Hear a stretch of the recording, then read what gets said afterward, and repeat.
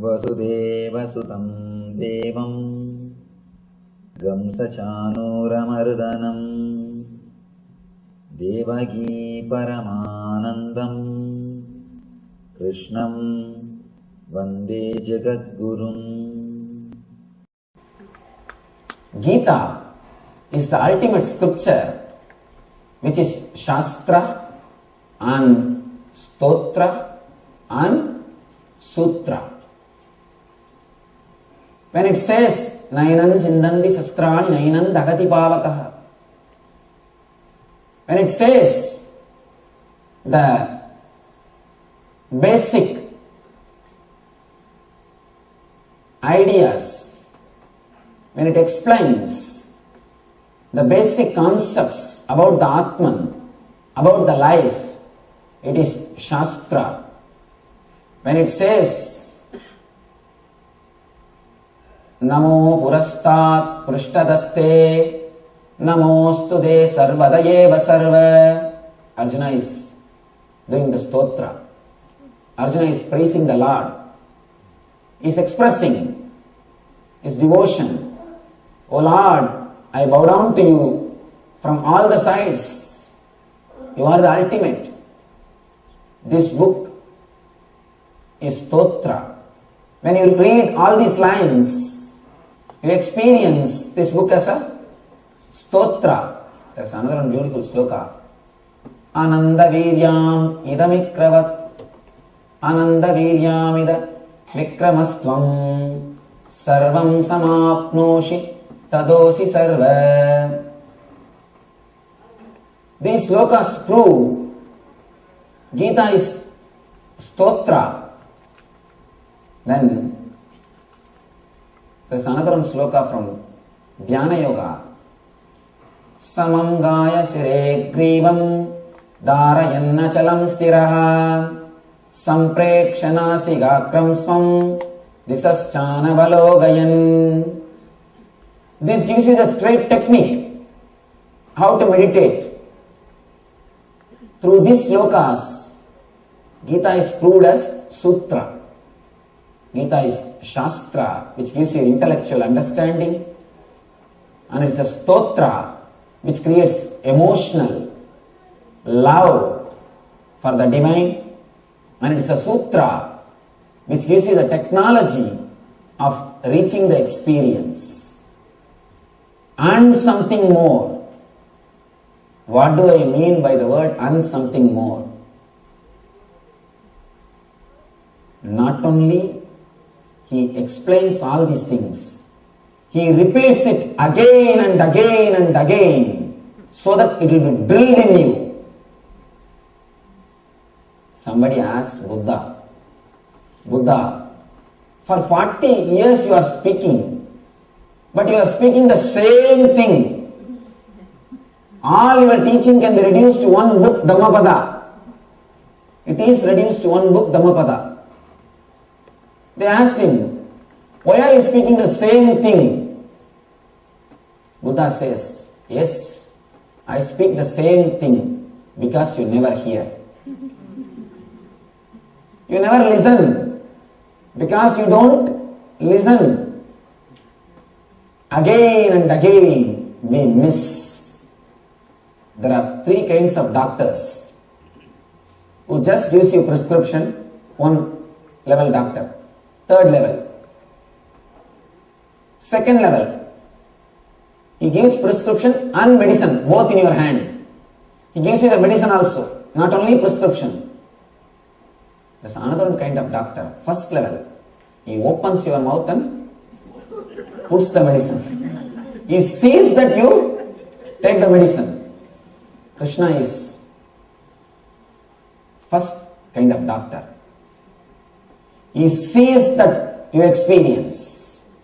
He is result oriented. There are 3 kinds of professors who just gives you the syllabus. 1 kind of professor, he tells this is the syllabus, read and come and give the exam. Another kind, he tries to explain every subject. He tries to make you understand. The 3rd, or I can say is the 1st grade, he sees that you produce the result. He sees that you pass. Krishna is a master. He sees that you understand. Again and again and again, he repeats the truth. He is never tired. He is not tired. He is not feeling bored. I tell you honestly, nobody else except Krishna can have such a deep patience, compassion, sympathy. 700 slokas he is repeating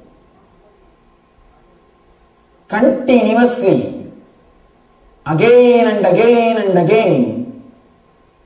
He has to repeat the same thing. I can be sure of one thing, at least I don't have that patience.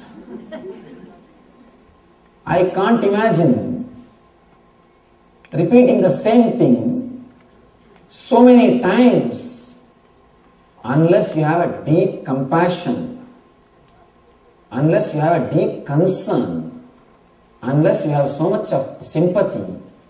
You cannot do this. Again and again and again he repeats.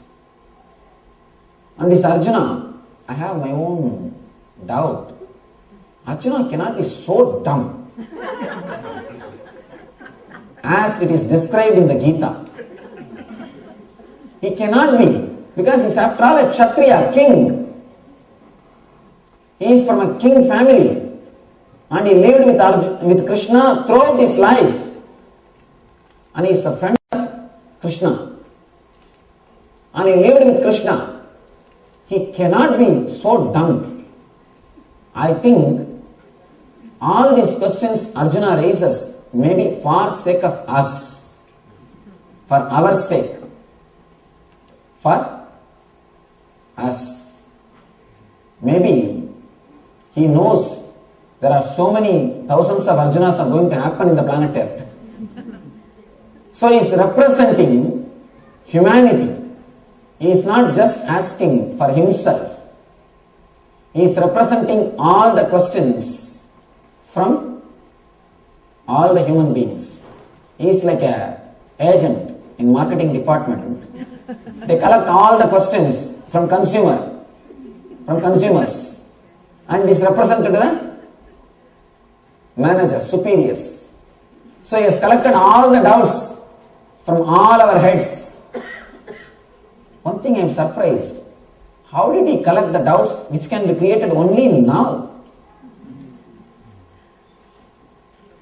He is creating the doubts which can happen only in the modern day society. That is what surprises me. At least 5,000 years old. This book is at least 5,000 years old. It is, we can't even call this as a book. This is the book of books. It's a book of books. At least 5,000 years old.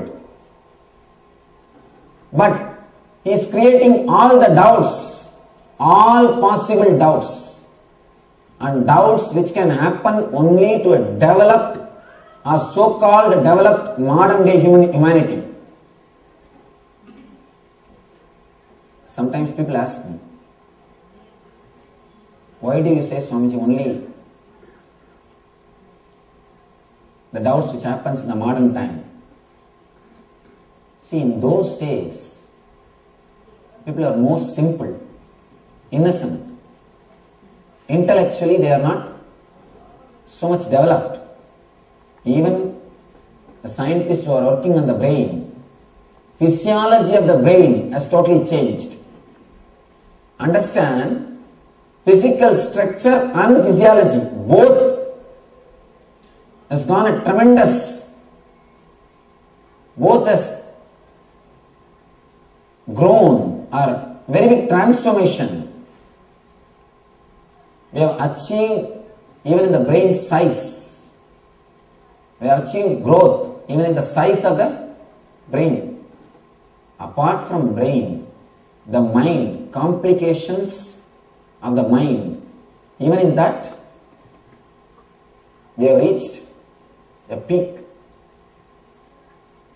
At present, humanity is in the peak of intellect.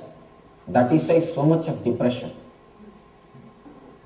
That is why so much of depression.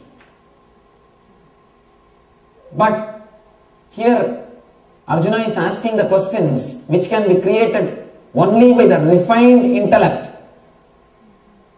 Only by the refined intellect.